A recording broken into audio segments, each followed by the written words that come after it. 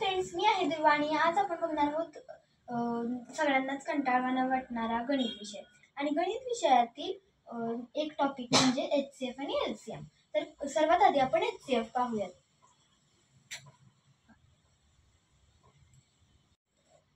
तर आपण सर्वात आधी पाहणार आहोत HCF म्हणजे हायेस्ट कॉमन फॅक्टर आणि हायेस्ट कॉमन फॅक्टर म्हणजे महत्तम सामायिक विभाजक.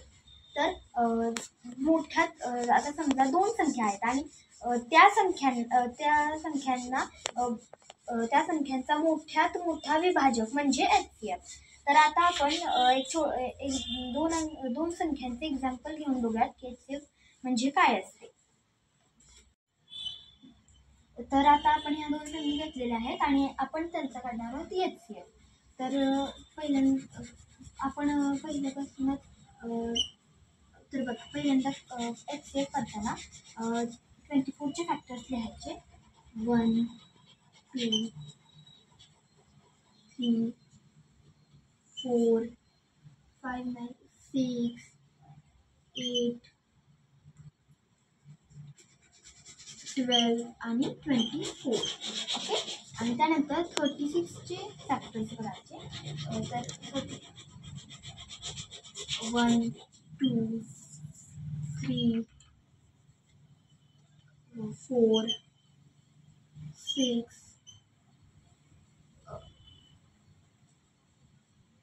9. तर आता आपण पाहणार 36चे फॅक्टर्स. 1 2 3 4 6 9 12 18 आणि 36. ओके.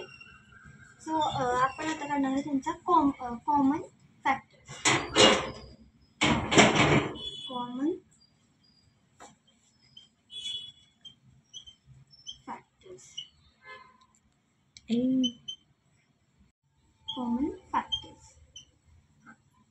तर कॉमन फॅक्टर्स कोणकोणते आहेत ते आपण बघूया.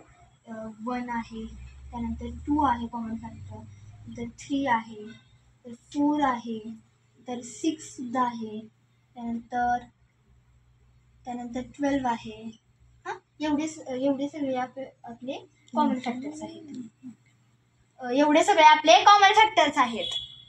1 2 3 4 6 आणि 12. आता आपल्याला काय बघायचं आहे, यातला हायेस्ट कॉमन फॅक्टर कोणता आहे. हायेस्ट कॉमन फॅक्टर म्हणजे हायेस्ट सगळ्यात मोठा कॉमन फॅक्टर, ज्याने की 24ला सुद्धा भाग जाईल आणि 36ला सुद्धा भाग जाईल. आणि बघा बरं, यातला हायेस्ट कॉमन फॅक्टर कुठला आहे. येस, 12. 12 हा हायेस्ट कॉमन फॅक्टर आहे. तर आपला HCF काय झाला. HCF is equal to 12. So असं आपण काढतो HCF. पण ही पद्धत खूपच अशी लेंदी आहे, म्हणजे खूपच उशीर लागतो या पद्धतीला. मोठ्या संख्या आली की आपण लवकरात लवकर काढू शकणार नाही. सो आपण त्यासाठी मी एक नवीन पद्धत सांगत आहे. तुम्ही आता लक्ष देऊन ऐका. ही हॉरिझॉन्टल पद्धत आहे. आता आपण व्हर्टिकल पद्धत अभ्यासणार आहोत. तर बघा, व्हर्टिकल पद्धत खूप सोपी आहे. या पद्धतीपेक्षा सुद्धा खूप सोपी आहे. सो आता आपण बघणार आहोत व्हर्टिकल मेथड. सो त्यासाठी अशी लाईन मारून घ्यायची असं, आणि इथे या उजव्या साईडला 24 लिहायचं आणि या साईडला आता प्राईम फॅक्टर्सने आपल्याला हे व्हर्टिकल मेथडची काढायची असते. सो त्यासाठी आपल्याला प्राईम नंबर सुद्धा पाठ करावे लागणार आहे. तर काही खूप सोपी आहे, फक्त आपल्याला प्राईम नंबर्स पाठ असावे लागतात. सो लहानात लहान प्राईम नंबर कोणता आहे, तो आपल्याला सर्वांनाच माहिती आहे, 2. आणि मग 2नी 24ला भाग जातो, निशेष भाग जातो, म्हणजे बाकी 0 राहते.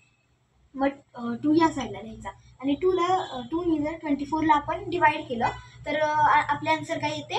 येस, 12. सो 12 आपण इथे लिहायचा.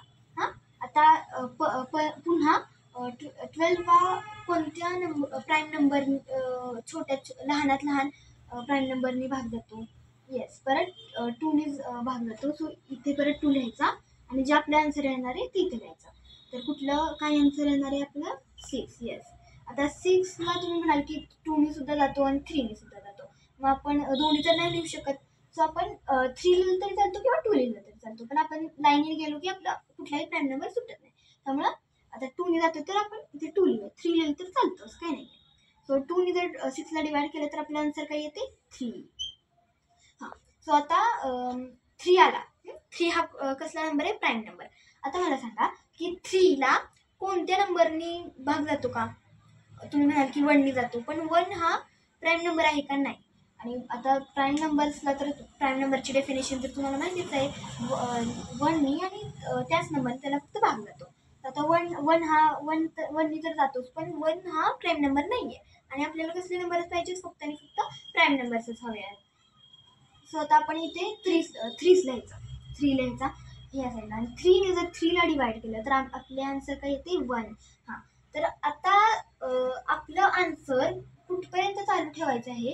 तर इथे 1 येईस्तोवर, म्हणजे या साईडला 1 येईपर्यंत आपल्याला आपलं पद्धती करतच राहायची, म्हणजे क्रिया करतच राहायची. पूर्ण प्राईम नंबर आला, या साईडला प्राईम नंबर आला की या साईडला तोच नंबर लिहायचा आणि खाली 1 लिहायचा. ओके. आता आपण 36चं तसंच करूयात. ओके. Prime factors 36. ओके. 36ला 2ने भाग जातो आणि नंतर 18 आणि मग नंतर परत 2ने जातो 18ला, 9 राहते. त्यामुळे आता 9ला 3ने भाग जातो. हां, 2ने तर जाणार नाही, त्यामुळे 3 बघायचं नाही. 3 फक्त आणि फक्त प्राईम नंबर्सच बघायचे आहेत आपल्याला. फक्त आणि फक्त प्राईम नंबर्स. हां, तर आता 3ने भाग जातो. मग 3ने जर 9ला डिवाइड केलं तर आपले आन्सर काय येणार आहे? येस, 3. 3 हे आपलं आन्सर येणार आहे. आता इथे मूळ संख्या आली का नाही? आपण इथे जेव्हा मूळ संख्या आली तेव्हा काय आपण केलं? परत इथे तोच नंबर लिहिला आणि खाली 1 लिहिलं. ओके. हे आपल्याला मिळालेले आहेत प्राईम फॅक्टर्स 24चे आणि हे 36चे. सो आता आपल्याला असे लिहून घ्यायचे, म्हणजे 24 is equal to 2 into 2 into 2 into 3. Okay. 36 is equal to 2 into 2 into 3 into 3. Okay. So आता आपल्याला फाइंड आउट करायचं आहे HCF. ओके. सो HCF आणि जसं आपण हॉरिझॉन्टल मेथडमध्ये करतो ना तसंच करायचं आहे इथे सुद्धा. तर इथे कॉमन फॅक्टर्स प्राईम फॅक्टर्स बघायचे. हा 2 आणि 20 इथे बघा 2 आणि अजून काय दिसतंय कॉमन? येस, हा एक 2 आणि हा एक 2. पुन्हा अजून एक काय दिसतंय का? येस, हा एक 3 आणि हा एक 3. सो आणि कॉमन नंबर्स लिहिताना इथे सुद्धा एक 2 आहे आणि इथे सुद्धा आहे. आणि त्यामुळे आपण 2 इंटू 2 असं नाही लिहायचं. 2 नंबर्स असले तरी एकदाच लिहायचं, म्हणजे ह्या आणि ह्याच्या बदल्यात एकदाच 2 लिहायचं. कारण हे कॉमन आहे ना, दोघांमध्ये तो कॉमन आहे, त्यामुळे तो एकदाच लिहायचा. आणि परत मग हा वाला आहे त्याचं सुद्धा एकदाच लिहायचा आणि हा 3 इंटू 3. ओके. 2 इंटू 2 4 आणि 4 इंटू 3 12. ओके.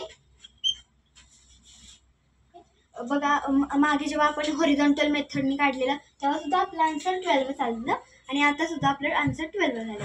आणि बघा आन्सर सेमच आहे, आन्सर आपलं बरोबर आलेलं आहे. म्हणजे तुम्ही कोणतीही मेथड वापरा, आन्सर आपले तेच आलं पाहिजे. फक्त ही मेथड थोडीशी सोपी आहे, त्यामुळे ही वापरा. तुम्हाला जशी सोपी जाईल तशी तुम्ही वापरू शकता, पण ही मेथड परीक्षेत सोपी जाईल, त्यामुळे ही. आता आपण HCF बघितला. आय होप तुम्हाला HCF म्हणजे काय किंवा कसा काढायचा तो व्हर्टिकल मेथडनी तो क्लिअर झालेला असेल. सो आपण वळूयात आता LCM कडे. सो LCM काढण्यासाठी आता आपण HCF काढून झाला आणि आपला HCF काय होता? 12 आलता. ओके. 12 आपला HCF आलता. हां, आपला HCF 12 आलता. सो आता आपल्याला काढायचं LCM. बघा LCM काढायचं आहे आपल्याला. सो LCM काढायसाठी तसंच करायचं. आधी 12 ही संख्या घ्यायची, किंवा आपण जसं 2 गुणिले 2 गुणिले 3 घेतलं तसं घेतलं तरी चालतं, पण आपण सोप्यासाठी 12 घेऊ. 12 गुणिले आता 24 मधली राहिलेली जी संख्या आहे ती घ्यायची आपल्याला. 24 मध्ये कोणता प्राईम फॅक्टर राहिलेला आहे? तर 2 राहिला आहे, गुणिले 2 करायचं. ओके. परत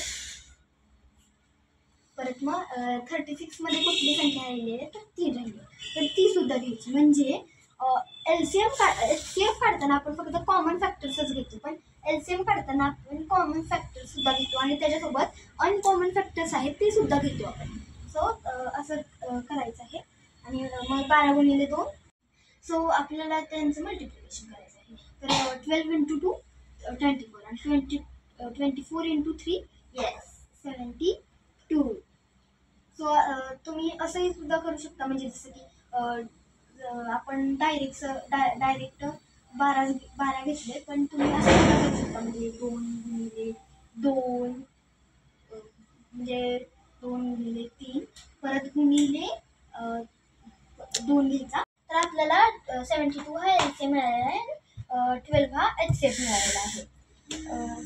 सो तर आपण इथे डायरेक्ट 12च घेतलं, पण तुम्ही तसं नाही, म्हणजे तुम्ही आधी कॉमन फॅक्टर्स म्हणजे जसं की हा 2 पुन्हा 2 आणि नंतर 3 आणि पुन्हा 2 गुणिले 3 असं सुद्धा घेऊ शकता. म्हणजे हे कॉमन फॅक्टर्स आहेत आणि हे अनकॉमन फॅक्टर्स आहेत. तसंही तुम्ही घेऊ शकता, पण ह्याच्यामध्ये जागा थोडीशी कमी लागते. तसं म्हणजे तुम्हाला जसं जमेल तसं तुम्ही घेऊ शकता. उत्तर काय आपलं सेमच येणार आहे. मग आपला HCF आला 12 आणि LCM आलेला आहे 72. सो मी तुम्हाला HCF आणि LCM काढायला शिकवलं आहे. याचा तुम्ही घरी खूप सराव करा. ही जरी वाटली सोपी वाटली तरी तुम्ही थोड्या वेळाने विसरून जाल. त्यासाठी घरी रोज एक तरी गणित यावर सोडवाच. जरी सोपं वाटत असलं तरी सोपा नाही, म्हणजे सोपाच आहे, तरी याचा खूप गणित सराव करा. ओके. आणि व्हिडिओ कसा वाटला कमेंट्समध्ये नक्की सांगा आणि व्हिडिओला लाईक करा आणि आमच्या चॅनलला सबस्क्राईब करा. थँक्यू. बाय.